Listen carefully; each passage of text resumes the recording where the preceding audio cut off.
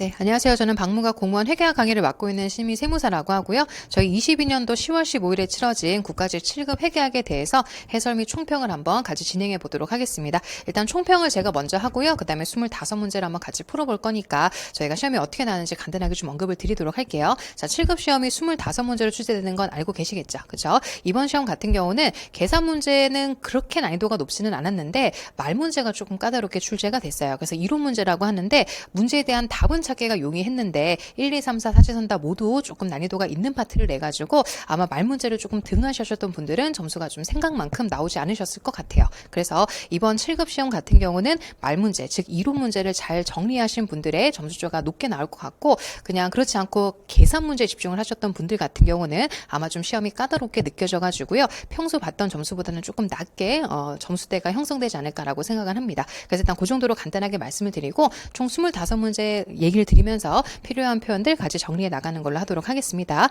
우선 그러면 1번부터 같이 좀 풀어보도록 할게요. 1번 문제는 회계에 대한 정책, 추정의 변경, 오류에 관한 문제가 출제가 됐는데 답은 저희가 4번으로 조금 골라낼 수 있는 문제긴 했어요. 그래서 옳지 않은 걸 고르라고 했으니까 뭐가 조금 맞고 뭐가 틀린지 한번 같이 읽어보도록 할게요. 1번에 보시면 과거에 발생한 거래와 실질이 다른 거래. 요건 이제 회계 추정의 변경, 정책의 변경의 파트를 한 번에도 읽어보셨다면 정책의 변경에 해당하지 않는 사례죠. 그렇죠? 과거와 실질이 다르다는 거예요. 회계는 실질 우선이기 때문에 과거와 실질이 다르면 그 실질에 맞는 회계 처리하는 건 정책 변경으로 보지 않습니다. 그래서 뒤에 해당하지 않는다라고 했으니까 틀린 게 전혀 없는 맞는 선지가 돼요. 2번도 가봅시다. 추정이다. 회계 추정의 변경은요. 기업이 처한 상황이나 아니면 경험치가 축적이 되면 자연스럽게 수정할 수 있는 케이스입니다. 그래서 틀린 걸 바로잡는 게 아니고 그냥 상황이 바뀐 거다 이렇게 생각하시면 돼요. 그래서 뭐라고 써있냐면 추정의 근거가 되었던 상황이 바뀌거나 새로운 정보획들, 추가적 경험의 축적이 있으면 당연히 수정할 수 있다. 그리고 추정의 변경은 수정한 것, 틀린 걸 고치는 게 아니에요. 그래서 오류 수정으로 보지는 않는다. 맞네요. 2번도 틀린 게 없다. 3번에 보시면 요것도 우리 그 정책을 변경하게 되면 소급 적용을 해야 돼요. 소급 적용이라는 거는 비교 표시되는 가장 이른 기간으로 돌아가서 고치는 걸 얘기하는 겁니다. 근데 잘 읽어보시면 과거 기간 전체에 대해서 소급 효과를 확인할 수가 없대요. 그럼 돌아갈래야 돌아갈 수가 없겠죠. 그럴 때는 전진적으로 회계 처리를 합니다. 3번도 맞는 얘기예요. 그럼 정답은 4번이란 얘기인데 요거 제가 수업 시간에 엄청 강조를 했어요. 최근에 되게 많이 나오는 선지라고. 첫 줄에 보시면 전기 오류 수정이에요. 전기란 얘기는 예를 들어 우리가 X2년도가 단기라고 치면 X1년도가 전기가 되겠죠. 그래서 전기에 틀린 거예요. 요걸 X2년도 손익에서 고치는 건 말이 됩니까? 안 됩니까? 안 되죠. 근데 여기 뭐라고 써있냐면 단기 손익으로 보고하고라고 써있어요. 잘못됐죠? 전기요율의 수정은 단기 손익으로 보고하지 않습니다. 그래서 여기가 바로 틀린 부분이기 때문에 정답은 4번으로 선택을 하시면 되고요. 이것도 최근에 제가 강조했던 선지이기 때문에 1, 2, 3번을 거쳐서 4번을 오셔도 좋지만 여기네 라고 발견하시고 바로 체크하면 되는 그런 선지였습니다. 정답은 4번이었고요. 바로 2번 문제로 넘어가 보도록 하겠습니다. 자, 우리 2번 문제 같은 경우는요. 매출 총 이익과 기말 상품 재고액을 구해봐라 라고 하는 문제예요. 문제가 크게 어렵진 않았는데 시용 판매를 냈어요. 그래서 시용 판매라고 하는 거랑 더불어서 매출 총 이익을 구하려면 매출액과 그에 상응하는 매출 원가가 필요한 문제예요.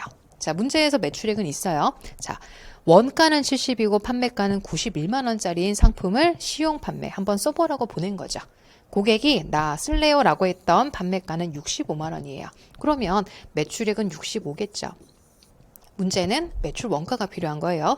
매출 원가는 팔린 재고의 원가를 의미하기 때문에 여러분들이 원가를 구하셨어야 돼요. 자, 어떻게 구하면 되냐? 65만 원이 판매가고요. 여기 보시면 원가 비중이 나와 있죠. 전체 판매가는 91인데 그중에 원가가 70을 차지하고 있더래요. 그래서 이 비중만큼으로 판매가에서 원가가 차지하는 비중을 구해줘야 되는 겁니다.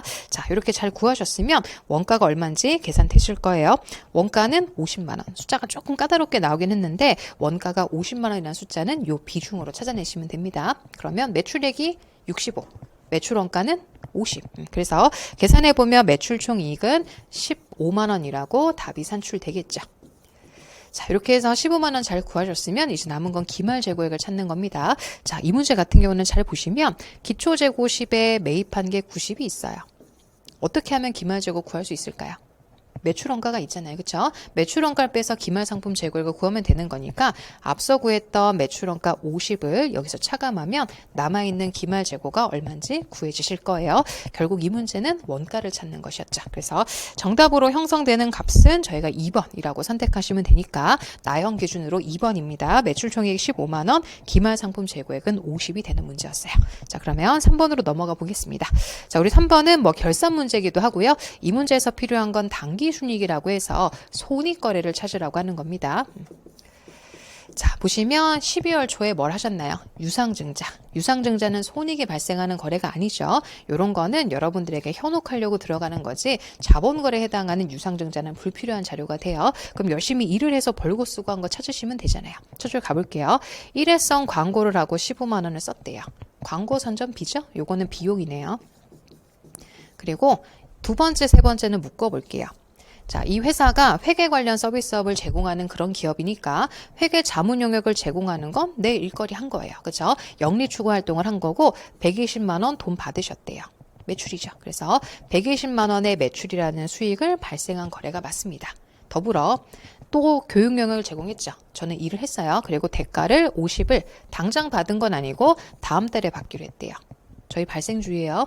사건은 이미 발생했기 때문에 차변의 매출 채권, 대변의 매출 쓰면 되는 거니까 수익은 발생했어요. 그래서 확인된 수익은 170만 원 버셨네요.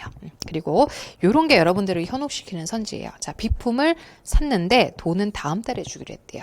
언뜻 보면 비품을 샀으니까 요거 비용 아니야 라고 생각할 수 있어요. 근데 비품이라고 써볼게요. 자산은 10만 원 늘고요. 대변에 매입 채무. 요건 매입 채무보다 미지급금이 맞겠죠. 미지급금 10이라고 썼어요. 그냥 자산 부채. 자산도 늘고 부채도 늘었죠. 자본의 변화가 없는 손익이 발생하지 않는 거래예요. 그래서 이 문제는 여기서는 당기순이익이 확인되는 바가 없으니까 그냥 이렇게 비주를 비품을 샀다 이렇게 해서 회계 처리하시면 되지 여기서 벌고 쓰고 한 손익이 발생하는 거래는 아니었다. 자, 그럼 밑으로 오셔서 이제 12월 말에 열심히 쓴 내역들이 나와 있겠죠. 자, 직원들한테 급여 준 거 보이시고 이거 비용이고요. 전기 사용료도 비용이죠. 그 다음에 사무실 임차료도 비용이죠. 이것도 비용이에요. 그리고 감가상각비 비용이죠. 그래서 지금 여기 밑에서는 전부 다 비용이 발생한 거래였으니까 최종 결론은 요거네요. 170만 원에서 15만 원, 8만 원, 20만 원, 30만 원, 2,500원을 빼라. 요거였으니까 현혹되는 요런 거래들만 지워버리시면 나머지는 수익 비용의 위치를 확인해서 정리하면 되는 문제였습니다. 그래서 계산을 해보시면은 정답이 96만 7,500원으로 나올 거니까 손익이 발생하는 거래랑 그렇지 않은 거래를 구분해 주시면 될 것 같습니다. 자, 그러면 다음 문제 가볼게요. 자, 문제 4번은 법인세에 관련한 얘기고요. 법인세에 관련한 것 중에서 가장 강조했던 것이 이연 법인세 자산이라는 부분이었거든요. 답도 거기서 나왔기 때문에 정답은 일단 4번으로 선택하시면 되고요. 1번부터 한번 가볼게요. 틀린 걸 골라보래요. 자, 일시적 차이라고 해서 가산할 차이도 있고 차감할 차이도 있는 거 아시죠? 그래서 요거는 보니까 뭐 자산, 재무상태표는 회계고요. 세법은 또 세법적인 자산부채라는 게 있어요. 그 둘 간의 차이가 발생하는 걸 일시적 차이라고 부릅니다. 가산할도 있고 차감할도 있어요. 1번은 뭐 틀린 거 없네요. 자산의 세무기준액이 자산의 회계상 장부금액과 차이가 날 때를 일시적 차이라고 불렀죠. 그래서 그 장부금액 회수될 때 기업에 유입될 과세대상 경제적 효익에서 세무상 차감될 금액을 말하며 만약 그러한 효익이 과세대상이 아니라면 자산 세무기준액과 장부금액은 일치한다. 이거는 뭐 틀린 게 없는 선지예요. 그냥 그렇게 한번 가볍게 읽어보시면 될 것 같고 3, 4번을 잘 보시면 돼요. 자, 미사용 세무상 결손금과 세액공제. 자, 요거 나오면 제가 무슨 얘기 드렸냐면 향후에 과소득에서 뺄 수 있다라고 했죠. 그럼 뭐예요? 이법자지 뭐. 자산은 자산성, 즉 회사 입장에서는 과세소득을 줄여주는 효과가 생기기 때문에 기업 입장에선 좋은 효과가 돼요. 그래서 자산이라는 것이 연결되면 됩니다. 그럼 마지막에 정답은 4번인데 요 이법자라는 것이 어디서 나오냐면 차감할 일시적 차이에서 나와요. 자, 차감할 일시적 차이라는 거는 기본 전제가 있습니다. 과세소득이 있어야 빼요. 돈을 벌지 못하면 차감할이 아무리 많아도 뺄 수가 없죠. 그래서 계속적으로 과세소득이 있는지를 판단해 보셔야 돼요. 더 이상 높지 않으면 자산을 줄여야죠, 뭐. 다만 향후에 돈을 많이 벌어서 충분히 뺄 가능성이 높아진다면 그때는 다시 환입을 해야 돼요. 장부 금액을 늘렸다 줄였다 한다는 얘기죠. 여기서는 환입하지 않는다가 잘못된 겁니다. 환입한다. 그래서 여기 뒤에 있는 선지도 올해 입업자라는 파트에서 많이 출제되는 유형이었기 때문에 자산은 계속 검토가 필요하고요. 장부 금액을 줄인 것도 있지만 향후 가소득의 발생 가능성이 높으면 환입한다라는 걸로 바꿔주시면 됩니다. 정답은 4번이었어요. 근데 제가 앞에서 얘기 드렸듯이 답은 우리가 많이 배웠던 파트에서 나오기는 했는데 조금 생소한 선지가 몇 군데 있어가지고 아마 답을 4번으로 자신 있게 선택하는 거에서 조금 어려움을 겪을 수도 있는 그런 문제였으니까 지금 보시면서 이 선지를 다시 한번 정리를 잘 해두시기를 바랍니다. 자, 그럼 4번 문제에 대한 답은 4번으로 선택하시면 되고요. 5번 가보도록 할게요. 자, 우리 5번은 원가관리 회계에서 의사결정 문제를 낸 거예요. 자, 보시면 단일 제품을 생산 판매하고 있고요. 요걸 잘 보셔야 돼요. 연간 최대 능력은 600단위래요. 이 회사는 600개를 만들 수 있는 능력을 갖고 있는 회사였어요. 그래서 지금 보니까 10만 원이라는 매출액이 계상된 거 보니 이미 시장에서 500개를 팔고 있었어요. 매출 판매가가 200원이니까 500개 팔고 있었겠죠. 자, 그런 다음에 쭉 내려왔더니 새로운 고객이 200단위를 단위당 1000, 요거 180원이죠. 180원에 구입하겠다고 제의를 해왔어요. 특별 주문이라는 거는 200개를 다 받든지 포기하든지 해야 돼요. 그래서 요 200단위를 받으려고 하면 뭐가 필요할 것 같아요? 저희가 600단위를 갖고 있는 능력인데요. 그 중에 500개는 시장에서 쓰고 있어요. 근데 고객님이 200개를 주문하겠대요. 그럼 200개를 주문받으면 반드시 포기하는 게 생겨요. 일반 시장에서 100개를 포기해야 돼요. 그걸 우리가 회계에선 기회비용이라고 얘기를 하죠. 기회비용을 고려해서 이게 받으면 좋은지 안 받는 게 좋은지 나보고 판단을 해봐라 이런 얘기인 거예요. 자, 그럼 사전 배경은 이해가 되셨을 거니까 한번 정리를 해봅시다. 자, 우리 이 주문을 받으면 뭐가 좋아져요? 매출액이 늘겠죠. 그걸 증분 수익이라고 부른다. 고객님 200단위에 대해서 180원씩 돈 주신다니까 증분 수익이 얼마 내는지는 요 둘의 곱으로 판단하시면 됩니다. 그래서 36,000원 늘어요. 하지만 고객님한테 만들어서 보내야 되는 거죠. 그러니까 반드시 뭔가를 더 생산하게 되면 변동호가 따라 느는 거예요. 아까 500개를 팔았다고 했으니까 6만 원을 가지고 500개로 나눠보시면 한 개당으로는 120원의 변동비가 는다는 얘기예요. 그래서 저희는 200개 만들어야 되니까 여기에 해당하는 120원만큼은 자동으로 따라 늡니다. 자, 여기랑 더불어서 제일 중요한 거, 기회비용. 자, 저희는 일반 시장에서의 100개를 포기하고 가셔야 돼요. 대신 얼마를 포기하는 걸까요? 많은 분들이 오해하시는 게 200원 포기한대요. 아니죠. 200원을 포기하는 게 아니고 나는 안 만들어도 되는데요.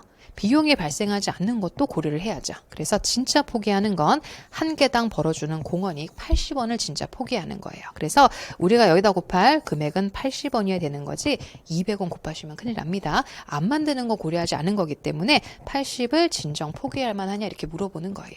그래서 버는 돈 하나에 나가는 돈 두 개를 고려해 보시면 기회비용은 진짜 유출되는 건 아니지만 의사결정 시 반드시 고려해야 되는 비용입니다. 그러면 정리해 보면 오히려 이득이 나오네요. 플러스 4,000원이니까 이 주문은 받죠 뭐 이렇게 생각하시면 됩니다. 자, 그러면 이제 6번으로 가보도록 할게요. 요즘에 이제 그 정보 회계에서 자꾸 이렇게 예규를 내시는 경우들이 많더라고요. 그래서 예규라는 게 그 원래 규칙이라는 거 밑에 들어가는 예규인데 그 예규를 가지고 문제를 내서 아마 요 문제도 조금 까다롭게 느껴지셨을 거예요. 근데 예규라는 건 규칙에 있는 내용을 조금 세부적으로 설명한 거기 때문에 규칙을 잘 공부하셨다면 요것도 구분하는 게 그렇게 어렵진 않으셨을 겁니다. 한번 읽어볼게요. 자, 재무제표의 통합에 관한 지침에 대한 설명으로 옳지 않은 것은 이랍니다. 1번 보죠. 중앙관서래요. 중앙관서 재무제표는 중앙관서별로 구분된 국가회계실제 재무제표를 소관 중앙관서별로 통합해서 작성하고 국가는 이걸 다시 전체적으로 통합해서 만드는 거다. 자, 무슨 얘기냐면 각 부처가 있을 거 아닙니까? 요 부처가 있고 요거를 이제 한 번에 통합을 하는 게 중앙관서 재무제표예요. 그렇죠? 그래서 무슨 부 이렇게 만드는 거죠. 그 다음에 이걸 다 모아서 국가 걸 만드는 거예요. 왜냐면 다 소관부서도 회계를 해야 될 거 아닙니까? 그런 다음에 한번 합치고 이걸 최종적으로 대한민국 정부로 합치는 거죠. 1번은 맞는 얘기예요. 2번으로 가볼게요. 자, 국가회계실체가 보유한 자산부채 순자산, 수익비용이라는 항목이네요. 자, 우리 회계도 마찬가지고 재무회계도 마찬가지로 웬만하면은 뭐 하지 않습니까? 퉁치고 이러는 거 아니에요. 그래서 보시면 지금 뭐라고 써있냐면 국가회계실체가 보유한 자산부채, 순자산, 수익비용의 성격 등을 고려한 재무정보의 적정 공시를 위해 필요한 경우 관련 자산부채, 순자산 수익 비용의 내용을 재무제표 본문에 반영하지 않고 주석으로 공시한다라고 되어 있을 겁니다. 자, 무슨 얘기인지 한번 설명을 드려볼게요. 자, 공시래요, 공시. 우리 회계는 본문에 쓰는 걸 인식한다라고 표현하고요. 공시라는 건 주석에 쓰는 걸 얘기해요. 그래서 무슨 얘기냐면 본문에 써 있는 것 중에서 추가 설명이 필요하다면 그에 대해서는 주석에다가 반영하면 된다. 이런 얘기예요. 그래서 이번은 뭐 국가뿐만 아니고 일반적인 재무회계에서도 같이 설명드리고 있는 얘기입니다. 인식과 공시라는 표현을 잘 유의하셔서 공시를 위해 필요하다면 주석에다가 그 내용을 쓸 수 있다. 이렇게 생각하시면 됩니다. 2번도 틀린 건 없네요. 3번으로 가보죠.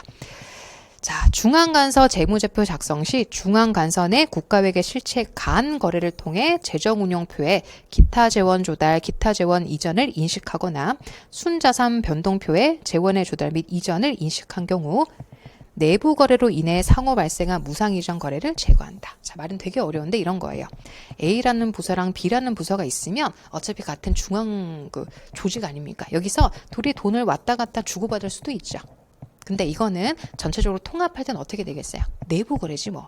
그러면 한꺼번에 합산할 때는 동일한 두 가지 A는 마이너스 B는 플러스가 된다면 합산해보면 0이 되는 거죠. 그래서 이건 서로 그냥 중앙관서끼리 주고받은 돈을 얘기하는 거기 때문에 통합을 할 때는 제거해서 그냥 하나로 들어가시면 됩니다. 요거는 내부 거래라고 얘기를 해요. 그래서 내부 거래는 서로 통합했을 때는 제거하는 것이다 라고 하는 겁니다. 그럼 정답은 4번이란 얘기죠. 요건 예전에 7급 시험에도 한번 출제가 된 적이 있어요. 국세징수 활동표에 표시된 국세수익이래요. 자, 보시면 국가재정운용표의 재정운용순원가의 국세수익으로 직접 표시한다. 자, 우리 국세수익은 비교환 수익이에요. 비교환 수익은 재정운용 순원가에 들어가는 게 아니고 재정운용 순원가 밑에 보시면 비교환 수익 칸을 따로 만들고 있어요. 거기서 빼면 재정운용 결과가 돼요. 그래서 순원가에 들어가는 게 아니고 오히려 요거 밑에 비교환 수익을 차감해서 재정운용 결과가 되는 거니까 여기에 반영되면 안 되는 거죠. 그렇죠? 근데 여기 뭐라고 써 있어요? 재정운용 순원가에 표시한다고 써 있으니까 잘못된 거죠. 근데 요거는 우리 굳이 이 예규를 알지 않아도 그 재정운용표의 순서를 잘 기억하셨다면 이 놈의 위치가 어디였는지를 충분히 아실 수 있을 겁니다. 정답은 그래서 위치가 잘못 표기된 4번을 선택하시면 되겠습니다. 자, 그러면 이제 조금 어려운 문제였는데 이 문제도 지금 예규가 출제가 됐지만 규칙에서 다 파생되는 얘기니까 혹시 필요하다면 우리 그 다운로드 받으실 수 있는 분이 많아요. 곳이 있어요. 그래서 거기 가보시면 요거 예규라고 쳐보시면 예규를 다운로드 받으실 수 있으니까 혹시 이런 거 한번 참고적으로 한 장 반 정도 돼요. 그래서 그거를 읽어보시면서 부족했던 표현을 조금 메꿔보시면 좋을 것 같습니다. 그럼 6번 문제는 이렇게 해서 해결하는 걸로 하시고요. 7번으로 가볼게요. 자, 우리 7번은 원가관리 회계 문제인데요. 자, 이 문제는요. 전부 원가랑 변동 원가랑 초변동 원가의 차이를 물어보는 거예요. 자, 전부랑 변동과 초변동의 차이는 뭘까요? 제품 원가에 어디까지 넣을래? 라는 차이라고 보시면 돼요. 자, 흔히 직접 그 전부 원가는 1번, 2번, 3번, 4번을 모두 들어간다라고 표현하고 여기는 1, 2, 3. 그리고 초변동은 유일하게 재료 원가만 제품 원가로 봅니다. 그래서 이렇게 들어가는 범위가 달라지면 이익도 좀 차이가 날 수밖에 없어요. 다 팔렸으면 이익은 동일했을 텐데 일부가 남게 되면 차이 나는 것만큼 이익의 차이가 존재할 수밖에 없습니다. 그걸 가지고 만든 문제니까 바로 설명으로 들어가 볼게요. 1번 가보죠. 전보랑 변동의 영업이익은 얼마 차이 납니까? 라는 거예요. 바로 4번 때문이죠. 똑같은 1, 2, 3은 차이를 일으키지 않아요. 그래서 3번 1, 2, 3까지는 다 공통으로 들어갔기 때문에 다른 거에 좀 포커싱을 더 보면 되죠. 잘 위로 올라가 보시면 4,000개를 생산했는데 다 안 팔고요. 3,400개가 팔렸어요. 그러면 600개가 남은 거예요. 자, 우리 변동은 이 4번을 전부 비용 처리합니다. 근데 우리 전부 원가 같은 경우는 팔린 만큼만 비용 처리해요. 그럼 안 팔린 거는 차이가 좀 나겠죠. 그래서 요거는 어떻게 구해지면 되느냐. 나눠보죠 뭐. 24만 원을 4,000개로 나눠보시면 개당 단가가 얼마인지 나올 겁니다. 그래서 24만 원을 나눠보시면은 60원이라고 나와요. 제가 어디서 차이가 난다? 안 팔리고 남은 거. 그래서 60 단위에 포함되어 있는 저 60원만큼이 둘 간의 차이를 일으키는 요소가 됩니다. 그래서 계산해 보면 36,000원 차이 나는 거 맞습니다. 그래서 1번은 틀린 게 없어요. 그럼 2번도 같은 논리가 되거든요. 자, 어떻게 풀면 되느냐? 2번 같은 경우는 요거랑 요거의 차이를 물어봤어요. 그럼 몇 개 달라요? 2, 3, 4번이 다르지. 그죠? 그래서 다른 거 보면 돼요. 1번은 똑같으니까 우리 2번, 3번, 4번에 해당하는 거는 요거랑 요거랑 요거예요. 아까 그 60원까지. 그럼 여기서 18원, 14원, 60원을 모두 합산해 가지고요. 거기다가 60개 곱하시면 돼요. 그래서 60개 차이가 나겠죠. 그래서 다른 거는 이번에는 요거 18원과 14원과 60원. 계산해 보면 얼마일까요? 요거를 더해 보면 요게 32죠. 32까지 더하면 92원 차이가 나요. 그래서 60개 곱하기 92를 해보시면 55,200원이 맞습니다. 그래서 요거를 잘 보세요. 같은 건 차이를 일으키지 않지만 서로 다르게 들어가 있는 부분이 차이를 발생시키는 원인이 되는 겁니다. 1, 2번은 모두 맞습니다. 그 다음에 계산해 보시면은 3번으로 넘어가 볼게요. 3번은 변동원가에 의한 기말재고액이 얼마냐라고 저한테 물어봤습니다. 그럼 기말재고액은 어떻게 구하면 되겠어요? 변동원가는 이렇게 3개를 가지고 제품원가를 구성한다고 했으니까 아까 60개 남았죠? 그리고 1, 2, 3 해가지고 요거 3개를 묶어서 요것만큼으로 재고를 남길 거예요. 30원, 18원, 14원을 더하시면 되는 거니까 이번에는 62를 곱하란 얘기네요. 계산 결과가 37,200원은 맞아서 요거까지도 아무 문제가 없네요. 결국에는 정답은 4번이었다는 얘기인데 4번은 그럼 뭐가 틀렸는지 한번 증명을 해볼까요? 초변동이래요. 자, 우리 초변동님은요. 유일하게 재료원가만 제품원가로 봅니다. 그래서 기말재고액을 물어봤기 때문에 아까 60개 남았죠? 600개요. 죄송해요. 요거 전부 다 600개로 바꿔주시면 돼요. 600개에 대해서 얘는 30원을 재료만 제품으로 남기는 거기 때문에 요거를 구해보시면은 계산 결과가 18,000원이 돼야 됩니다. 그래서 초변동은요, 재료 원가만 재고 가능 원가로 처리하기 때문에 28,800원이 나온 건 요거 두 개를 넣었을 때 28,800원이 나오는데 잘못된 답이죠. 그래서 어디까지 들어가는 것이 맞느냐? 30원만 들어가야 된다. 그래서 정답은 4번으로 결정되는 문제였습니다. 그래서 참 정리하기가 괜찮은 문제긴 한데 여러분 숫자가 조금 구체적이긴 했죠. 그래서 우리 공무원 시험에서 가장 많이 실수하는 걸로 내는 게 뭐냐면 초변동 원가 계산은 직접 재료 원가만 재고 가능 원가로 처리한다. 이걸 가장 많이 물어봐요. 그래서 혹시 좀 문제를 많이 풀어보셨던 분들 같은 경우는 1, 2, 3번을 먼저 증명하기보다는 혹시 초변동에서 또 차이를 일으킨 거 아니야? 라고 했을 때 거기가 가장 정답률이 높기 때문에 혹시 다음번에도 이런 비슷한 타입의 문제가 나오면 초변동부터 증명을 해보시고 거기서 답이 안 나오면 그때는 뭐 1, 2, 3번으로 역산하시는 게 더 효율적인 방법 같습니다. 그래서 이번에도 여기가 답이었으니까 초변동은 재료 원가만 들어가는 거다라는 걸 꼭 정리를 해주시길 바랄게요. 그럼 다음 문제 가봅시다. 자, 8번 문제 같은 경우는요. 미청구, 초과청구를 물어보는 문제였습니다. 2년도 물어보는 거 아니고 첫 해만 물어봤기 때문에 요건 좀 난이도가 높진 않았어요. 자, 올라가 볼게요. 공사 기간은 3년 200만 원을 받기로 했고요. 진행률은 저희가 늘 쓰듯이 발생원가 투입법을 가지고 구해보란 얘기입니다. 자, 완성 시까지 추가 소요원가가 90이고요. 이미 내가 30을 썼어요. 그럼 30에다가 90을 더 써야 이 공사가 완성된다는 얘기예요. 이게 이제 진행률을 구하는 방식이죠. 자, 밑에는 120만 원, 위에는 300만 원입니다. 30만 원. 그러면 진행률이 몇 퍼센트가 되냐면 25%가 나와요. 자, 물어보는 게 미청구, 초과청구를 물어본 겁니다. 그렇다면 우리한테 필요한 거는 미성공사와 진행청구액이죠. 자, 미성공사는 제가 뭐라고 했냐면 나 이만큼 권리 확보됐어 라고 해서 자산으로 보여주는 저의 권리 내역이에요. 나는 200만 원 받기로 했는데 벌써 일 얼마나 하셨어요? 25%? 그러면 200만 원 곱하기 25%만큼이 확보된 권리라고 생각하시면 돼요. 그래서 미성공사가 얼마냐면은 50만 원입니다. 그리고 청구한 거 문제에서 준다라고 말씀드렸죠. 얼마 청구했냐면 35를 청구했어요. 그래서 저는 권리보다 좀 덜 청구했죠? 그걸 미청구라고 부르는 거니까 둘 간의 차이 나는 15를 골라와라. 이런 게 미청구 공사에 관한 문제였습니다.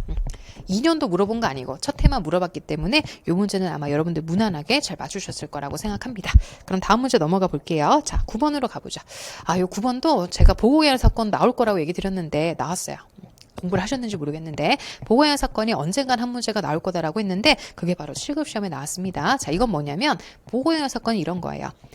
회계는 재무제표를 바로 12월 말에 못 만듭니다. 결산이라는 작업을 또 해야 되기 때문에 대부분은요. X년 12월 말이 보고기간 말이긴 하지만 그날 재무제표가 나오는 게 아니고 한 2달 정도 재무제표 만드는 과정이 필요해요. 그 사이에 뭐 유리하거나 불리한 사건이 발생할 수도 있겠죠. 그걸 보고개는 사건이라고 부르는데 최종적으로 보고개는 사건은 언제까지냐면 요 날부터 이사회가 승인하는 날을 얘기해요. 이사회라고 하면 우리 대표이사님, 그렇죠? 아니면 이사회를 구성하고 있으면 그 결정 기간에서 이제 재무제표는 완성됐다라고 승인하는 날이 요 기간에 일어나는 사건을 보고한 사건이라고 불러요. 이사회가 승인하고 나면 그걸 들고 들어가서 주주총회를 여는 거기 때문에 요거 답이 1번이 될 수밖에 없어요. 1번은 뭐가 잘못된 거예요?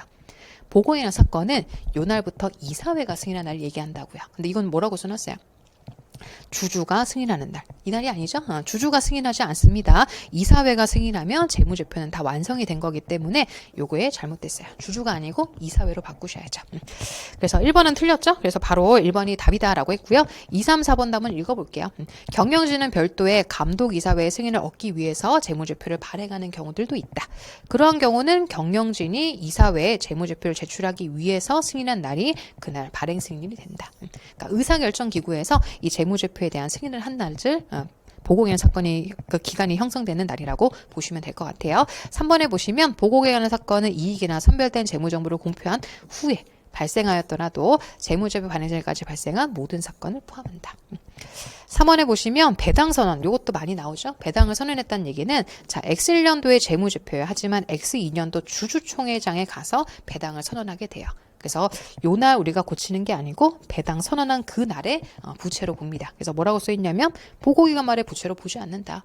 이날 배당 선언일에 부채로 보기 때문에 이것도 맞는 얘기죠. 그래서 정답은 1번 어느 날을 보고기간의 사건의 기간으로 보는지 그 기간을 판단하는 문제였습니다.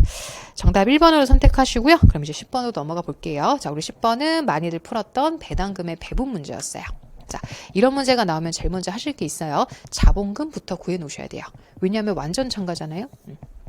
자본금을 써야 되겠죠. 그래서 배당률을 곱할 때도 자본금을 쓰기 때문에 항상 이런 문제는 자본금부터 구하셔야 됩니다.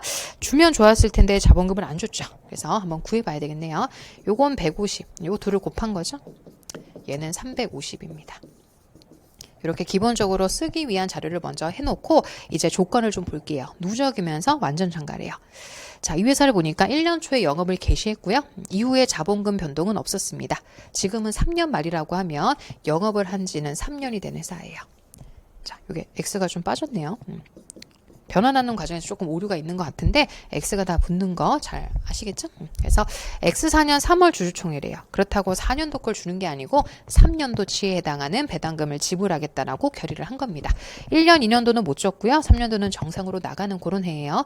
5%에 대한 배당률이다 라고 되어 있으니까 우선주와 보통주의 조건에 따라 나누어져 보죠. 자, 미지급된 것부터 정리합시다. 누적 조건이라서 못 준 2년치 배당금부터 주셔야 돼요. 150에 5%한 거를 2번 줘야 되는 거니까 계산해보면 15만 원이 되고요. 7만 5천 원인데 2번이니까 15만 원이 됐어요. 자, 올해 것도 우선주 7만 5천 원. 보통주는 350에 5%니까요. 배당금으로는 17만 5천이 나옵니다. 자, 이렇게 해서 미지급된 거랑 올해 배당금 모두 지불을 했어요. 그래도 남으면 참가를 하는 조건이죠. 자, 남는 금액 자녀 배당금이요. 60만 원 정도가 남아요. 그럼 60만 원을 가지고 요 비중대로 분배를 해주시면 되는 게 완전 참가죠. 그래서 우선주는요. 50분의 15죠. 그래서 50분의 15의 비중만큼 가져가는 거니까 여기다가 18만 원 더 가져가고요. 나머지는 보통주한테 42만 원을 배당함으로써 모든 배당금이 배분되었습니다. 네, 이 문제는요, 우리 문제에 대한 그 답을 좀 보시면, 선지를 보시면, 저희는 통상 우선주를 앞쪽에서 구하거든요. 근데 문제는 보통주가 앞에 있어요. 그래서 이런 것도 마지막까지 신경을 쓰셨어야 돼요. 우선주의 최종 배당금은 40만 5천억이기 때문에 정답은 3번이 됩니다. 보통주를 앞에다가 나열해 놨으니까 계산 잘 하시고 답을 잘못 선택하는 그런 룰을 범하지 마셨으면 좋겠어요. 정답은 그래서 3번 59만 5천 원이 보통주 배당금이고요. 우선주 배당금은 40만 5천 원이 되는 문제였습니다. 자, 그럼 11번으로 가볼까요? 자, 우리 11번은요. 결산조정사항을 반영한 X년도 말 재무상태표상 자산과 부채는 얼마냐라고 물어봤습니다. 위에 나와 있는 게 초예요, 초. 그리고 요 거래를 해봤을 때 자산이 얼마나 늘고 주는지 한번 따라가 보죠. 뭐. 자, 3월 1일자에 1년치 보험료 12만 원을 돈으로 내고요. 회사는 비용으로 처리했대요. 그러면 3월 1일자 분계를 한번 해봅시다. 자, 보험료라는 비용으로 12만 원 처리를 했고요. 대변에 현금을 12만 원 줬다. 그럼 결산부터 먼저 해볼게요. 자, 12월 말이 되면 이 보험료라고 하는 것은 3월 1일부터 12월 말까지 해서 10개월은 단기분이 맞지만 2달치는 다음 연도 거죠. 그래서 보험료를 줄이고 선급 보험료를 계상하시면 됩니다. 2만 원이죠. 2달치만 차기로 이연시켜야 되는 거니까 이렇게 해서 뭐 분계는 금방 됐네요. 그럼 얘도 한번 해봅시다. 1년치 보험료, 요거는 임대료죠. 수익이네요. 자, 8월 1일자에 원래는 이렇게 하면 안 되는데 제가 그냥 순서대로 하고 있는 중이니까 현금을 24만 원 받고요. 임대료라고 신고를 했습니다. 이번에도 좀 많죠? 8월 1일부터는 12월 말까지 하면 5개월치만 나와야 되는데 12월 말에 가서 과하게 처리한 수익을 차기로 이연시키자. 자, 임대료 중에서 5개월치만 당길 겁니다. 그럼 나머지는 차기 거죠. 뭐. 그래서 계산해 보면 14만 원을 차기로 선수 임대료라고 해서 이연을 시켜야 되는 그런 문제입니다. 자, 거래는 이렇게 해서 파악이 다 됐고요. 이제 우리가 원하는 거는 자산이 얼마냐 이거예요. 초에 80이지 않았습니까? 그럼 자산 다 따라다니면 되죠. 뭐. 자, 현금 자산이죠. 마이너스 10입니다. 플러스 24. 아, 선급보험료도 있네요. 그래서 마이너스 12에다가 플러스 26을 하라는 얘긴데요. 그러면 기존 대비해서 얼마가 차이 나는지 결국 14만 원 차이가 날 겁니다. 자산 총액이 94가 되겠네요. 부채는 뭐 있습니까? 부채는 요거 하나 있죠? 다른 건 부채가 아니기 때문에 선수 임대료라는 부채가 늘었어요. 그래서 50만 원에 14가 더해진 64를 찾아라. 이런 얘기였습니다. 문제에서 주어진 게요. 초예요. 초. 그래서 혹시 말로 보셨다면 어떤 문제가 생길 수 있어요? 말이었으면 이건 다 이미 된 거다라고 생각하고 요것만 가산하시면 문제가 돼요. 초를 주어졌기 때문에 이 모든 회계상 거래를 가지고 가감을 하셔야 되는 문제였습니다. 정답은 그래서 3번이 되는 문제였으니까요. 자산이 초에 나와 있는 금액을 이렇게 거래상에서 자산부채의 변화를 따라오셔서 최종적인 금액이 얼마인지 질의한 거였습니다. 자, 그럼 이제 12번으로 가보도록 할게요. 자, 우리 12번은요. 원가관리 회계에서 나오는 문제인데요. 이 문제는 배부 차이랑 관계된 문제네요. 첫 줄로 가봅시다. 정상 개별 원가랍니다. 실제 발생은 7만 원, 예정 배부는 6만 원이래요. 그럼 얼마 과소 배부? 만 원을 적게 배부한 상태예요. 그럼 이 배부 차이를 누구에게 줄래요? 라고 해서 여러 가지 방법이 있었던 거 기억나시죠? 이 문제는요. 두 가지 방법을 비교해 보라는 것 같아요. 자, 한 가지는 매출원가 조정법으로 해보고 총원가로 해보라는 얘기예요. 그래서 단기 순이익에 어떤 영향이 있느냐라고 하는 건데 말을 잘 읽으셔야 돼요. 매출원가 조정법에 의해 회계 처리할 때 총원가보다 어떤 차이가 발생하느냐 이거예요. 그럼 총원가부터 구해보죠. 자, 총원가 비례법이라고 하면 매출원가는 요 비중만큼을 가져가는 겁니다. 만 원이라는 과소배부 중에서 요거 다 더해보면 전체 합이 있을 거예요. 그 중에 매출원가가 차지하는 비중만큼을 가져가야 되는 거기 때문에 요게 합산해보면 28만 원이거든요. 요 중에 얘가 차지하는 비중만큼을 가져가게 돼요. 그래서 28만 원이랑 15만 4천 원. 그래서 총원가 비례배분법은 얼마를 배부받게 되냐면 5,500원을 배부 차이로 받게 됩니다. 근데 매출원가법은요. 배부 없이 그냥 여기다가만 전부 다 만 원을 배부하게 돼요. 얼마 차이 난다? 4,500원이 차이 나는 건 맞아요. 근데 이 문제는요. 잘 보셔야 돼요. 이익에 미치는 영향이에요. 그래서 자, 이렇게 보시면 어떨까요? 자, 과소배부면 원가가 늘어나야 돼요. 그래서 원가가 늘어나면 이익은 오히려 줄어들게 돼요. 그래서 얘는 5,500원의 원가가 늘어났기 때문에 이익은 5,500원만 줄게 됩니다. 그쵸? 그에 비해 매출원가법은요. 만 원을 모두 원가를 늘려요. 그럼 이익은 만 원이 어떻게 되겠습니까? 줄게 되는 거예요. 그래서 이 문제는요, 원가를 물어본 게 아니고 이익을 물어봤다는 것을 기반해서 정답을 선택하셔야 돼요. 당기순이익에 미치는 영향이라고 불렀습니다. 그래서 요렇게 가는 거죠. 오히려 이익이 얼마 더 줄어요.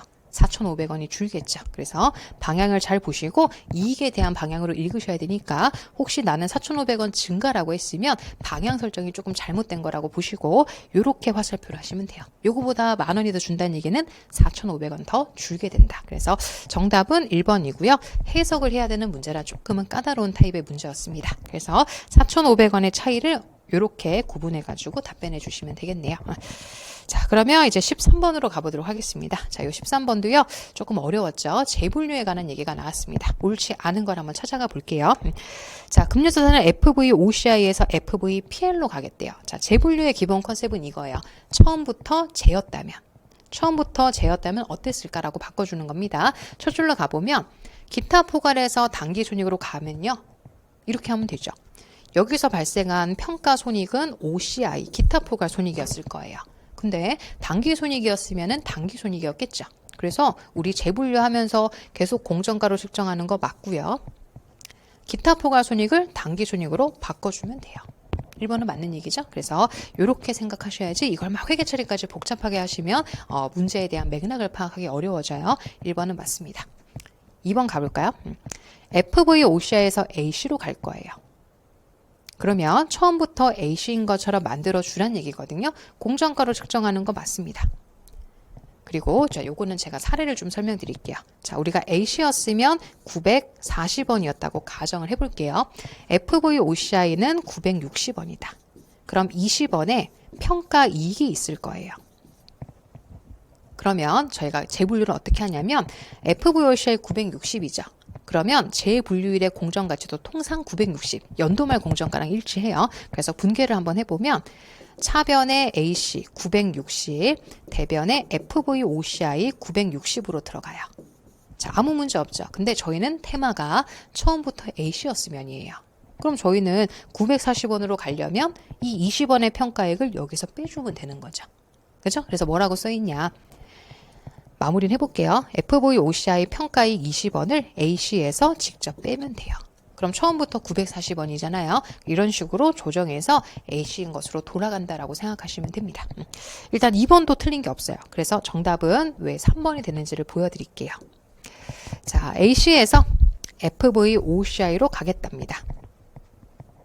그러면 AC랑 FVOCI 차이가 생기면 기타 포괄 손익이다라고 하는 것까지도 맞아요. 근데 여기가 잘못됐어요.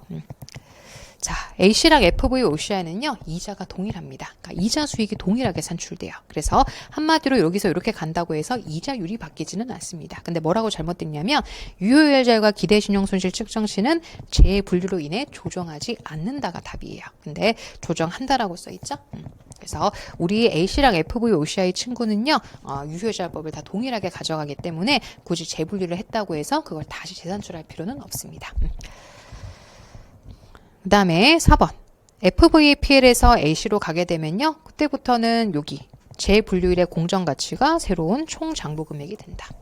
이것도 맞죠? 그래서 요거는 제가 지금 요 짧은 해설 강의에서 다 설명드릴 수는 없기 때문에 재분류에 대한 부분은 뭐 강의를 통해 좀 참고하시면 좋겠고요. 결국에는 요 뒤에 3번에서는 요 조정한다를 조정하지 않는다로 바꾸셔야 되니까 혹시 좀 재분류가 막막하다라고 하시면 요거는 강의를 통해서 일단 사례를 가지고 접근하는 게 가장 좋아요. 그래서 이 문제는 정답을 3번으로 선택하시고 혹시 아직 재분류에 대한 부분을 정리하지 않으셨다면 요거는 강의를 통해서 좀 보충을 해보시길 바라겠습니다. 자, 그러면 14번으로 가보도록 할게요. 자, 우리 14번도요, 나올 만한 게 나왔다. 또 거기니 라고 싶은 파트가 정답이었어요. 자, 재고의 순실현 가능 가치래요. 순실현 가능 가치는 예상 판매가를 쓰기 때문에 가장 신뢰성 있는 증거에 기초해야 되는 거 맞습니다. 보유 목적 따져야죠. 저 뭐 하려고 가지고 있대요? 확정 판매 계약? 그러면 계약 가격 써야지 뭐. 정답은 또 3번이에요. 이 저가법을 할 때도 목적은 따져봐야 된다라고 해서 완성될 제품이 원가 이상으로 팔린대요. 아무 문제 없어. 그럼 굳이 원재료 감액 안 해도 돼요. 그래서 감액하지 않으면까지는 맞다고요. 또 뒤가 틀렸겠죠? 원재료 가격 하락해서 제품의 원가가 순실현 가능 가치를 초과할 거래요. 이렇다면 문제가 있는 겁니다. 원가가 더 지금 이런 거죠. 원가는 80원인데 순실현 가능 가치는 60원 나오고 막 이런 거예요. 시장에선 거의 똥값으로 팔린다는 얘기니까 이건 내려가야지 뭐. 그래서 원재료를 감액해야 되거든요. 감액하지 않는다가 잘못됐네. 그래서 정답은 3번이니까 뭐 이선지는 아마 재고에서 워낙 많이 제가 강조를 했던 부분이니까 또 거기다라고 답변을 하셨으면 될 것 같고요. 순실현 가능 가치는 한번 떨어지면 끝나는 게 아니고 계속 재검토 하셔야 돼요. 올라가면 올라갑니다. 대신 처음에 장부 금액을 넘지 않아야 돼요. 맞네요. 정답은 3번이었다. 자, 다음 문제 가겠습니다. 15번으로 가보도록 할게요. 15번은요. 여기 뭐 빈칸 찾아라 이런 얘기죠. 네, 뭐 좀 어려운 문제네요. 자, X 1년 초에 우리 회사는 기계장치를 20만원, 2만원 주고 샀네요. 연수합계법으로 원가 모형을 적용합니다. 그러면 그림 한번 그려보자. 자, 취득원가가 있을 거고요. X 1년도 말이 되면 감가상각을 했을 겁니다. 뭐 2만원 가지고 감가상각 했는데 잔존가가 없어가지고 바로 우리가 요걸 한번 역산해서 찾아보라는 얘기 같아요. 감가상각해서 아무 문제 없으면 집에 퇴근하면 되는데 손상이 있었어요. 그래서 지금 순공정가랑 사용가치 중에 맥스 쓰는 건 알고 계시죠? 5,000원이 맥스니까 여기까지 내려갔겠죠. 그래서 나온 손상차손이 6,000원이래요. 그럼 뭐예요? 1년 말에 감가상각 후 장부 금액은 11,000원. 11,000원이 되는 잔존가를 찾아 이런 문제겠죠? 한번 찾아봅시다. 2만 원이었고요. 취득 원가는 2만 원인데 2만 원에서 A라는 잔존가를 빼야죠. 연수합계법이니까 곱하기 6분의 3. 이렇게 해서 나온 게 11,000원이랍니다. 결국에는 지금 동글뱅이 치는 여기가 9,000원이 돼야 된다는 얘기죠. 그래서 9,000원에 6분의 3이면 2배 하면 18,000원 되려면 여기 들어갈 숫자가 2,000원이 돼야 되겠네요. 뭐 정답은 2,000원인데요. 손상을 가지고 여기 11,000원을 역으로 찾는 그런 타입의 문제였습니다. 좋은 문제예요. 이런 문제가 오히려 여러분들을 오래 계산을 하지 않아도 되지만 상황을 적절하게 파악해야 풀 수 있는 그런 타입의 문제였습니다. 자, 그러면 16번으로 가볼게요. 요거는 예전에 나왔던 기출문제를 그대로 출제한 거예요. 자, 보시면 중앙간서가 뭔가 수익을 계산하는 것 같은데 교환 수익은 회계랑 유사하고요. 비교환 수익은 국가만 가진 좀 독특한 거예요. 교환이 뭡니까? 그냥 일을 한 대가라고 생각하시면 되거든요. 이게 지금 계약 금액이 10만 원이래요. 교환 수익이라고 하면 기간에 걸쳐져. X1년 10월 1일부터 X2년 9월 말까지 수익을 월마다 잡으시면 돼요. 그래서 이 문제는 교환에 해당할 때는 얼마니? 비교환이면 얼마니라고 해서 한번 각각 계산을 해보라는 얘기입니다. 자, 교환부터 해보죠. 10만 원이라는 계약금이 있고요. 그 중에 우리 X1년도는 3개월이죠. 10월 말까지, 10월 1일부터 12월 말까지가 회계 기간이니까 12분의 3. 여기는 12분의 9. 이렇게 들어가는 얘기입니다. 그럼 1, 2번은 뭐 다 탈락이죠. 뭐 계산 결과가 안 맞네요. 근데 비교환 수익이면 청구권이 발생하고 그런 얘기가 나올 거예요. 뭐라고 써있냐? 비교환 수익이라고 하면은 여기 보시면 4만 원, 6만 원이 청구할 수 있다라는 거예요. 청구권이 발생한 거를 수익으로 계산하는 게 비교환 수익이에요. 그럼 뭐 4만 원, 6만 원이지 뭐. 맞는 건 요거밖에 없죠? 정답은 4번이다. 자, 그 다음으로 이제 17번으로 가보도록 하겠습니다. 우리 17번은 복합금융상품이 시험 문제로 오랜만에 나왔네요. 자, 무슨 얘기냐? 자, 복합금융상품 같은 경우는 어떤 특징이 있냐면 부채 요소도 있고 자본 요소도 있어요. 요 두 가지를 동시에 가지고 있는 걸 복합금융상품이라고 부르는데요. 보시면 신주 인수권모 사채를 액면 발행을 했대요. 액면은 50을 다 받았다는 소리죠. 그럼 50만 원 안에 이 두 가지 요소가 들어가 있어요. 원래 순서상 부채를 결정하면 나머지가 자본 요소가 됩니다. 여기서 자본 요소가 69,430원 나왔대요.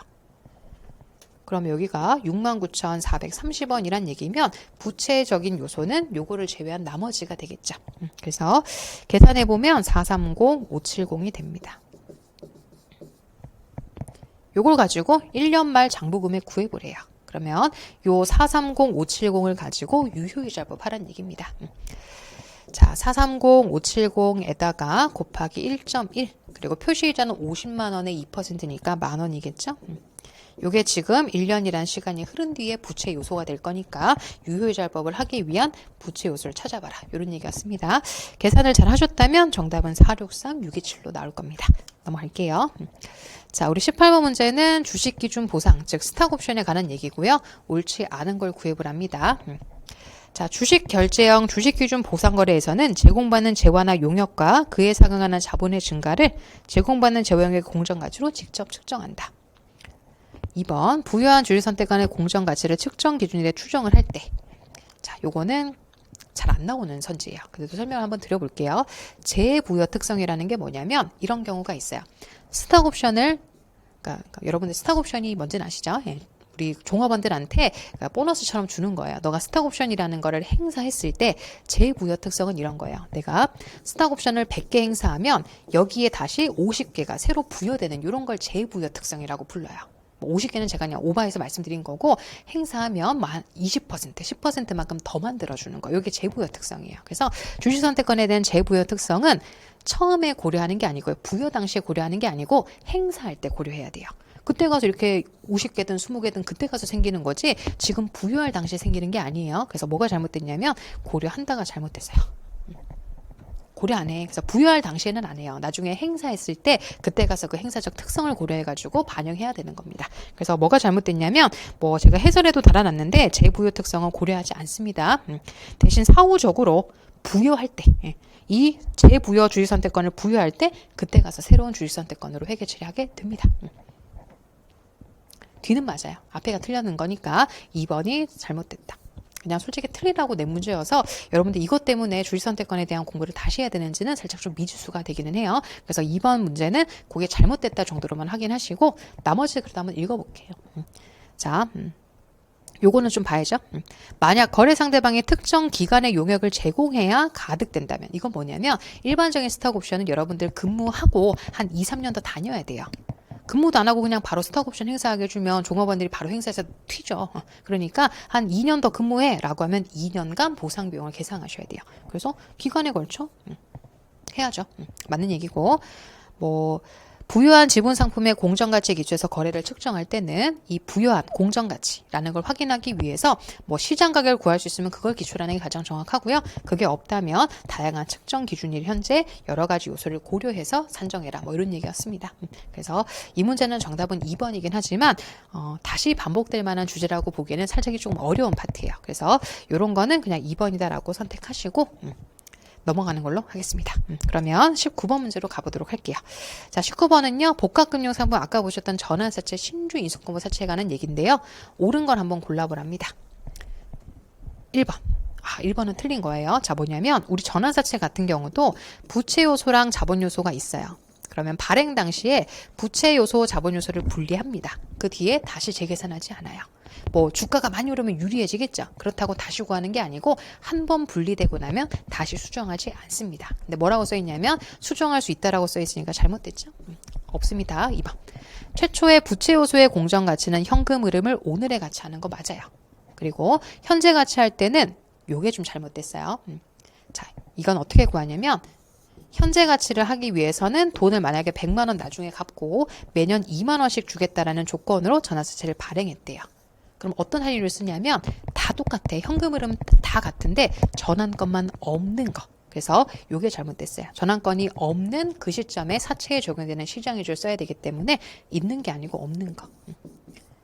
그래서 전환사채랑 현금 흐름은 같은데 전환권만 없는 그런 사채는 몇 %가 시장이율이냐. 그걸 기반으로 현재 가치를 해야 됩니다. 자, 3번. 조기 전환이라는 게 뭐냐면 전환사채를 발행했는데 주가가 지금 막 떨어져요. 그럼 전환사채가 잘 전환 안 되겠죠. 그래서 회사가 야, 우리 이거 전환사채를 지금 좀 빨리 전환시키고 싶으니까 요 시점에 네가 전환하면 내가 뭐 더 줄게. 이런 게 유도 전환이에요. 유도 전환 할 수 있어요. 뭐가 잘못된 거야? 변경할 수 없나? 아니죠. 유도 전환 많이 합니다. 전환이 안 되면 회사가 그냥 제살 깎아 먹기 심정으로 야, 지금 주식 더 줄 테니까 빨리 와. 아니면 돈 챙겨 줄 테니까 지금 전환할 사람들은 빨리 해라고 해서 약간 프로모션처럼 유도 전환하는 경우 많아요.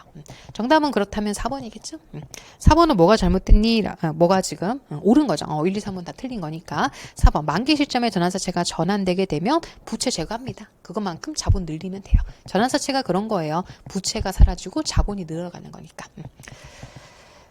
됐죠? 그래서 뭐 그 정도 보시고 뭐 전환에 따라 인식할 손익은 없다. 그냥 부채 줄인 만큼 자본을 늘리는 거기 때문에 손익이 발생하진 않습니다. 그래서 정답은 4번밖에 없겠네요. 자, 그러면 20번으로 오셔서 우리 20번 문제는 손상에 관련된 문제인데요. A씨의 손상 문제입니다. 자, 요것도 복잡한 계산이라기보다는 이해를 요구하는 문제예요. 처주를 가보니까요. 사채를 105만 원에 취득을 하고요. 상각 후 원가 측정 금융자산으로 분류합니다. 그럼 뭐만 하면 되느냐? 유효이자율법만 하시면 돼요. 그래서 표시는 12고요. 유효가 10%니까 할증 발행된 거죠. 요거를 가지고 열심히 유효자법으로 삼각해 나가시면 됩니다. 근데 문제는 뭐냐면 1년 말과 2년 말에 자 A씨는 이런 거예요. 저희 돈 나중에 100만 원 줄게. 표시이자 12만 원 줄게. 이렇게 약속하고 채권을 산 거예요. 그러면 이 돈 다 못 받을 수도 있죠. 불안하잖아요. 그래서 1년 말에 가가지고 너네 문제 있어 없어라고 따져보는 게 손상이에요. 이 현금 흐름을 봤는데 문제 없어? 1년 말에 유의하게 증가하지 않았대요. 그러면 한 2,000원 정도만 손상차손으로 보여주면 돼요. 충당금으로 밑에 2,000원 데리고 다니는 거예요. 근데 보니까 2년 말에는 유의하게 증가했대요. 그렇다면 전체 기간으로 충당금을 보여주게 돼요. 결국 이 문제는요. 장부 금액 얼마인지 찾는 문제예요. 결국에는 현재는 5,000원이라는 충당금이 있을 거다라는 뜻이야. 그래서 우리 지금 105만 원부터 2년간 거쳐왔겠죠. 유효자법으로. 그래서 이걸 한번 보여드릴게요. 장부에는 이렇게 나올 겁니다. 자, A씨 금융자산은요. 2년간의 유효자법을 거쳐서 좀 내려왔겠죠. 할증이면 내려와야 될 거 아니에요. 그래서 현재는 장부 금액이 1018 500이에요. 대신 그 밑에 충당금을 데리고 다녀요. 나 이 정도 손실 날 수도 있으니까 손실 충당금으로 현재는 5,000원일 거라고요. 5,000원으로 보여주면 돼요. 그래서 2,000원이 이미 있으면 3,000원만 늘렸겠지만 결국 재무상태표에는 5,000원이란 금액으로 나올 겁니다. 그래서 요거를 정리한 거를 순장부금액이라고 불러요. 요거 팔았다는 거죠? 그럼 둘 다 없앴겠지 뭐. 그래서 순장부금액이 얼마니라고 저한테 물어보는 질문이네요. 1013,500이다. 요걸 얼마 받고 팔았답니까? 100만 원 받고 팔았네. 저 좀 손해보고 판 거죠? 그래서 13,500원을 파는 사람 입장에선 손해를 좀 봤으니까 처분 과정에서 손해를 13,500원 입었습니다. 라는 문제였습니다. 결국 이 충당금 이해했어? 라고 물어보는 거예요. 5,000원이 없다라고 생각하면 요 금액이 없겠지만 우린 5,000원 데리고 왔거든요. 정답은 요 금액과 비교를 하셨어야 되네요. 자, 그 다음에 이제 21번으로 가겠습니다. 보조금 회계 처리에 대한 설명으로 옳은 것은이라고 했습니다. 자, 또 옳은 걸 찾으려네요. 1번 봅시다. 보조금은요, 자본접근법, 수익접근법이 있어요. 그래서 보조금을 손익 이외로 인식한다면 자본접근법이겠죠? 근데 손익으로 계상해야지 수익접근법인데 거꾸로 써놨네. 잘못됐어요. 근데 우리 IFRS는 수익접근법만 인정을 합니다. 하지만 두 가지 관점이 있는 거는 맞기 때문에 이거 틀렸다는 거예요. 두 개 바꿔져 있으니까. 2번 가봅시다. 이미 발생한 비용이나 손실에 대한 보전으로 수취하는 보조금이래요. 예를 들어 수에 있고 이러면 보조금 바로 주죠. 그럼 바로 손익 신고하면 돼. 그게 무슨 기타 부가손익이 단기손익이지. 이건 뭐 말도 안 얘기고. 3번 가봅시다. 자산의 취득과 관련된 보조금의 수치. 중요한 사건이죠. 그래서 기업의 현금 흐름에 중요한 변동을 일으킨대요. 그럼 현금 흐름표에 따로 써놔야지 뭐. 근데 뭘 써놓은 거야?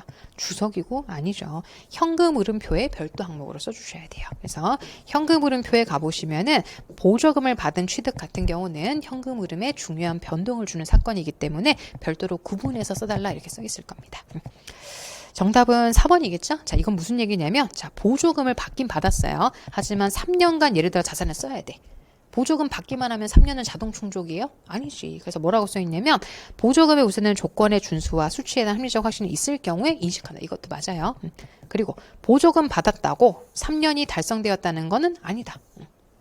3년은 채워봐야죠. 그래서 뒤도 맞네요. 그렇기 때문에 보조금을 받았다고 3년이 자동 충족되는 게 아니고요. 향후에 3년간 보조금 회계 처리를 수행하면서 관련된 수익 비용에 대응을 해갖고 회계 처리해라. 정답은 4번이었습니다. 그래서 1번, 2번, 3번이 뭐가 틀렸는지는 해설을 좀 참고해 보시면 될 것 같아요. 그럼 22번으로 가겠습니다. 자, 우리 22번은 보시면 국공채 보수취득이에요. 이 문제도 우리가 많이 봤던 타입이죠. 본사금을 500만 원 주고 사면서 국채를 강매는 아니죠. 액면가액으로 샀어요. 의무 매입이란 게 그런 거잖아요. 사고 싶어 산 건 아니란 얘기죠. 비싸게 산 거예요. 원래였으면 시장에서 샀으면 더 싸게 사야 돼요. 시가로 사는 거니까. 근데 내가 액면으로 샀다는 얘기는 뭔가 조금 더 낸 부분이 있다라는 거니까 그게 바로 취득 부대 비용이 됩니다. 자, 5년짜리 채권이네요. 마지막에 100만 원 준다는 거고요. 표시자 한 4만 원씩 준대요. 요거를 X1년 초에 시가를 확인해 보면 아마 저기 있는 50만 원 안 나올 거예요. 개수를 보시면 거기에 지금 10% 5년짜리 보이죠? 조금 정리해서 개수를 주긴 했네요. 계산해 보면은 요거 국공채는 752000 75만 2천원짜리예요. 자, 75만 2천원짜리 요 국공채를 저는 100만원 주고 샀다는 얘기니까 내가 건물 때문에 추가로 부담한 돈이 얼마냐 이거거든요. 정답은 그래서 2번이겠죠. 500만원이라는 금액은 건물의 취득가액이고 부대 비용까지 더하셔야 돼요. 부대 비용이 얼마니 봤더니 100만원과 요 시가의 차이예요. 왜 그러냐면 이 채권은 바로 팔아도 75만 2천원을 회수할 수 있어요. 근데 못 회수하는 돈 차액이 바로 부대 비용이 되죠. 24만 8천원. 뭐 정답은 2번으로 바로 선택이 되니까 나머지는 그렇다면 뭐가 틀렸는지를 볼게요. 감가상각 대상 금액은 이거죠. 524만 8천원을 기반으로 감가하니까 넌 틀렸다. 현할차가 뭐냐면요. 저희 이거 752000이죠. 액면과 차이 나는 금액이 현할차예요. 요것도 잘못됐고 취득원가는 뭐 이거죠. 그래서 뭐 답은 정답이 2번밖에 될 수가 없는 거니까 뭐 후속 측정까지 물어본 건 아니나 왜 이 금액이 답인지를 한번 보셔라 이런 얘기였습니다. 자, 그럼 23번 가보죠. 자, 우리 23번 같은 경우는 틀린 걸 골라보라는 환율 변동효과 문제였습니다. 1번. 기능 통화가 분명하지 않대요. 기능 통화가 주거래 통화거든요. 그렇다면 경영진이 판단하면 되죠. 가장 우리의 장부를 잘 설명할 수 있는 통화를 선택하시면 되겠습니다. 1번은 맞네요. 2번을 볼게요. 비화폐성 항목에서 생긴 손익을 기타 포괄 손익 또는 단기 손익으로 인식하는 경우. 자, 이건 뭐냐면 제가 외국에 있는 토지를 샀어요. 이 토지에 대해서 재평가 모형을 선택하기로 했대요. 그러면 재평가 잉여금이 되는 경우가 있고 재평가 손실이 되는 경우가 있겠죠. 물론 외국에 있는 땅이기 때문에 환율적인 요소도 있을 거예요. 하지만 이 손익과 구분하지 않고 같이 기재를 합니다. 그렇다는 얘기는 기타 포괄이 나오면 기타 포괄로 가고 단기 손익이 나오면 단기 손익으로 간다는 얘기죠. 근데 이건 뭐라고 써놨어요? 기타 포괄 또는 단기 손익으로 가는데 전부 기타 포괄로 간다 이거 아니에요. 기타 포괄 또는 단기 손익으로 가야죠. 한마디로 환율적인 요소를 별도로 구분하지 않고 평가 손익과 같이 기재하겠다 이런 의미예요. 이게 지금 잘못됐죠. 2번이 틀렸고 3번 가겠습니다. 기능통화로 외화가를 최초 인식하는 경우에는 거래일의 외화와 기능통화 사이 현물환율을 곱해서 기록한다. 완벽한 얘기고요. 역사적 원가라는 건 딱 거래일의 환율로만 환산하면 되기 때문에 거래일의 환율로 환산한다. 완벽하죠? 정답은 2번이었습니다. 자, 그러면 24, 25 이렇게 남은 두 문제를 또 빠르게 한번 풀어보도록 하겠습니다. 우리 24번을 가볼게요. 요거는 투자부동산의 계정대체 문제예요. 그래서 계정대체 문제가 한 2년 전쯤에 7급 시험에 한번 나왔는데 다시 한번 또 출제가 됐네요. 천천히 한번 보겠습니다. 50만 원 주고 사서요. 투자부동산이고요. 공정가치 모형이래요. 뭐 감가 안 하죠? 그래서 50만 원을 55로 바꿨을 겁니다. 요거는 그냥 요 정도로만 들어보시면 되고 X2년 7월 1일자에 유형으로 바꿨대요. 그럼 바꾸는 것부터 하면 되죠. 뭐. X2년 7월 1일자에 투부 나오시고 나 유형으로 살 거야. 그래서 이제 유형으로 들어갑니다. 60으로요. 근데 지금 장부에는 투자부동산이 55로 써 있으니까 5만 원 차이 나죠? 그 5만 원은 누구로 보는 게 맞아요? 투자부동산 6개월 더 살았으니까 이건 투자부동산 평가이익이다. 이렇게 해서 계정대체 모두 끝났고 이젠 요 60만 원 가지고요. 원가 모형이든 재평가 모형이든 물어보는 대로 하면 돼요. 원가 모형부터 가볼까요? 문제에서 원가 모형이라면 감가상각을 하면 됩니다. 자, 원가 모형은 감가상각비가요. 7월 1일 기준으로 10년 잔존가빵 정해법이래요. 반개월만 들어가야 돼요. 그래서 저희는 60만 원을 10으로 나누면 6만 원이지만 감가상각은 반만 돼야 되니까 3만 원의 감비가 발생하는 겁니다.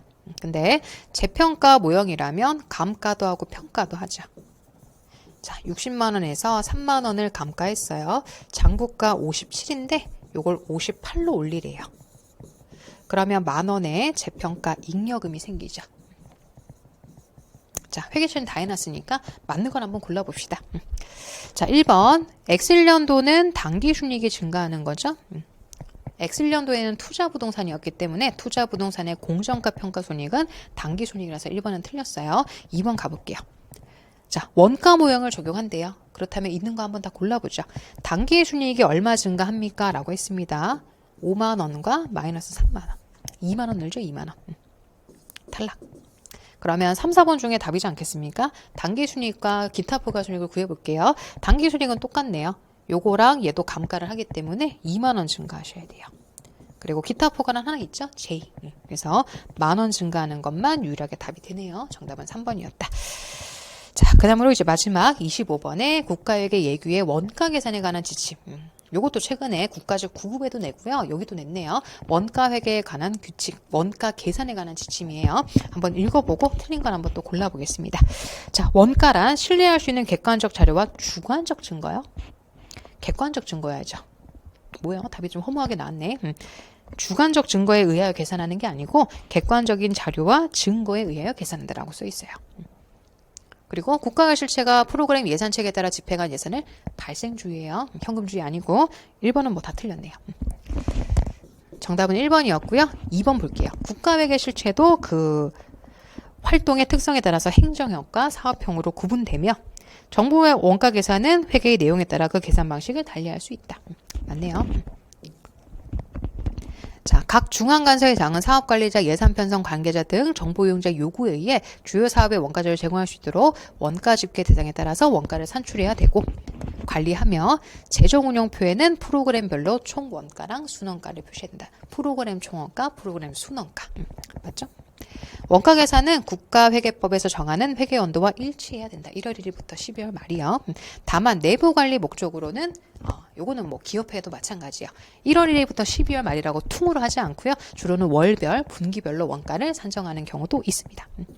정답은 1번이었으니까 요거는 크게 어렵지 않게 답을 맞추셨을 거라고 생각하고요. 이렇게 예규 문제가 2개가 나와서 상당히 조금 까다롭게 느껴지셨을 것 같아요. 그러니까 이런 문제를 보면서 자꾸 정보회계 범위가 좀 넓어진다는 생각이 좀 들긴 하는데 그래도 좀 여러분들 국가회계 기준에 관한 규칙이 먼저라는 거 규칙을 충분히 숙지하신 다음에 예규 관련한 부분은 마지막에 한번 읽어보는 용도로 대비를 하시면 될 것 같습니다. 이렇게 좀 25문제를 제가 빠르게 설명드리긴 했는데요. 제가 아무래도 해설 강의다 보니까 자세하게 설명을 조금 못한 부분도 있네요. 그래서 여러분들이 필요하다면 궁금하신 점들은 저에게 질문을 주셔서 아니면 수업을 통해서 조금 보충을 해가지고요. 25문제를 잘 복기해서 다음 시험이든 앞으로 다가올 시험에 좀 대비하는 용도로 사용하셨으면 좋겠습니다. 이렇게 해서 긴 시간 동안 진행된 해설 강의 마무리하는 걸로 하고요. 혹시 추가적인 질문은 제가 매일 알려드리는 거 있으니까 그쪽으로 좀 부탁을 드리도록 하겠습니다. 여기까지 하는 걸로 하겠습니다. 수고하셨습니다.